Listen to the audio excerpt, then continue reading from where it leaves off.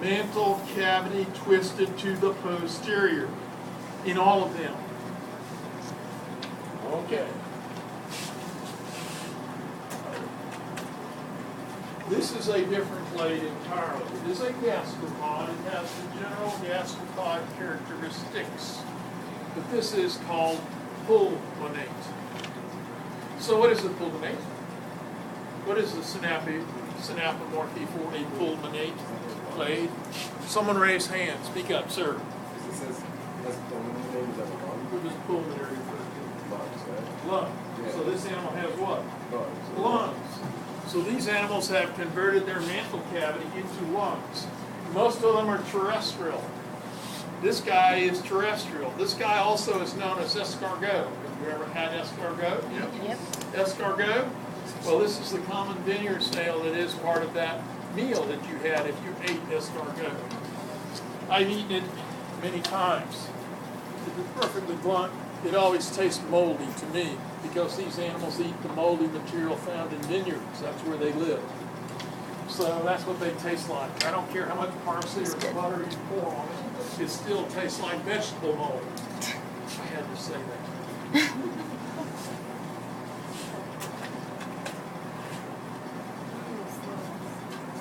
Have you ever seen this animal in your garden? Yes. What's the common name? Garden slug. You call it a slug. What is the clade name? It is a pulmonate. If you see it in your garden, for the most part, it isn't using gills, it's using lungs. This animal is a pulmonate. Does it have a mantle? Yes. If you look closely on this guy up here, this organism clearly shows the edges of the mantle. The mantle is there, and it comes right across there and back around here. What is this? Head. What is this? Foot. These animals have head, foot, visceral mass under mantle, and sometimes extending into the foot. So we want you to recognize the pulmonate, and we often put a pointer on the following item that defines the pulmonate. What kind of animal is this? Pulmonate. What is this structure right here? Mantle. What is this structure here? Foot. Head is here. What is that? No. Stop. No. The reproduction organ. That's the opening to the lung. It's called pneumostome, or mouth to the lung. Even if you don't know precisely the Latin name and you describe what it is, that is acceptable for our exam. Do we all understand each other? Yes. The TAs are required to know all clade names and know all variants. So pneumostome and mouth opening through the lung, same thing. One in Latin, the other is descriptor in English. Do we understand? I said that about 10 times now. Yes. I'm trying to make this as simple as possible. Okay? Good. Next. Thank you. Here we go on to another group. This is a molluscan clade. What is the name? Bivalvia. Wonderful. Easy to remember. Bivalvia. Okay. So, what is peculiar or unique about the mantle in Bivalvia? It is bilobed. The mantle is bilobed, okay? So mantle makes shell always, and it has a bilobed mantle. Whether or not it has anything else, I've just told you that's how you see the outside. Here's another feature. No bivalve has a head. They have a mouth, but they have no head. That's a negative. So if you want to use a negative, you say in comparison to the gastropods in Bivalvia, they've lost the head. They have the mouth. They have no head. Now I know I'm leaving a lot of clade information out. That will come later. I can't do it all at once. Thank you. Drew. Bivalvia. Good. What's that one back here? Anemone. Those are the tentacles of a hexacoral, an amphizoa. In the back there. But right now, all we're concerned about is this guy. This is called the file plan, or whatever it's called. His name is. Beautiful animal, thank you. What's this? This is a bivalve again. Anyone know the major group here, or I should say the subgroup?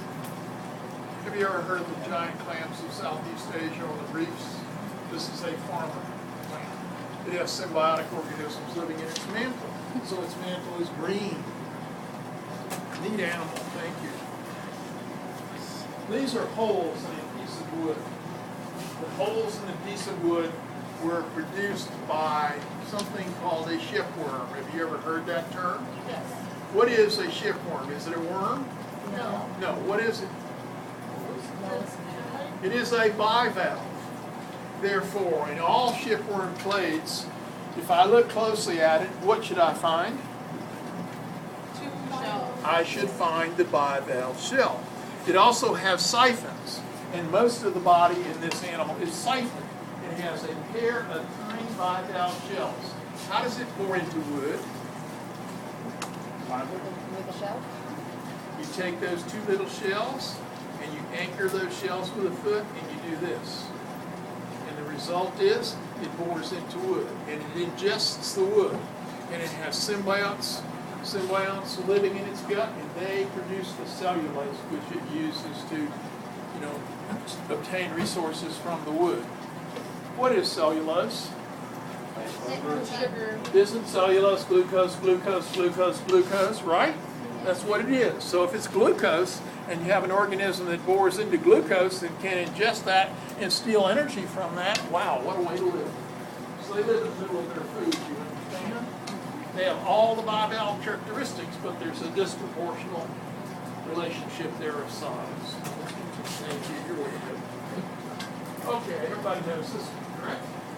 Name? Nautilus. Nautilus is in which major clade? Who represents this institution? You're looking at the shell. Some parts are missing. What is the name of the clade? Cephalopod. This is a cephalopod. Cephalopods are modified. The foot is now wrapped around the head and designed as a siphon or a funnel to discharge water. The foot also has tentaculate structures. That's what cephalopods have. So they're referring head-foot, cephalopod, head-foot. That's the synapomorphic feature for the clade. But there are more. There are two more, and there are many. All cephalopods have a beak, which they can use to tear flesh. Cephalopods also produce ink, so they have an ink gland. And there are more. And I'm not going to give all of them to you now. Cephalopods have a shell like this, but not all have it, so that is not a synapomorphic feature. In this shell, this guy produces gas with an extension of the body that passes through those little holes you see in the septa, and it fills up those septate areas with gas so that it can float, be neutrally buoyant. What does Nautilus eat? Where does Nautilus live? On ships. Can I find him here in the Gulf of Mexico? No. Where can I find Nautilus? Great Barrier Reef, Southeast Asia, in relatively deep water. Not around here, not this animal, okay? But this animal is found here. What is this? We call it squid. Is it cephalopod? Yes. All right, the number of arms are important. All squid-like animals have 10 structures. 10. The number is 10. They have 8 tentacles and 2 arms, or, no, wrong. They have 8 arms and 2 tentacles. That's the proper terminology. What's the total number? 10. So we call them decapod squid. This is decapod, decapod, okay? It's a decapod. Decapod. Does it have a shell? No. No. It has a shell. Yes. All of these shells come with 3 parts. All of these shells have 3 parts. The outer part is protein. The brown color is protein. You're going to see it in a few moments. So in the squid, the shell is brown and internal, and it is only the comparable part protein. We call it the pen, P-E-N. You may use that term. The correct Latin name is gladius. Who took Latin? Who took Latin? What does gladius mean? Do you remember the Romans spoke Latin? And the Romans were famous for their legions. And their legionnaires carried a little sword. This short sword was famous because, please? Well, they didn't call it a dagger. What did they call it? A gladius. So that's where the name comes from, the short sword of the Roman legionnaires. They would link their shields, and after they used their palm or spear, they were devastated with that short sword. You couldn't stop them. That's why they ruled for more than 1,000 years. Okay, name of group.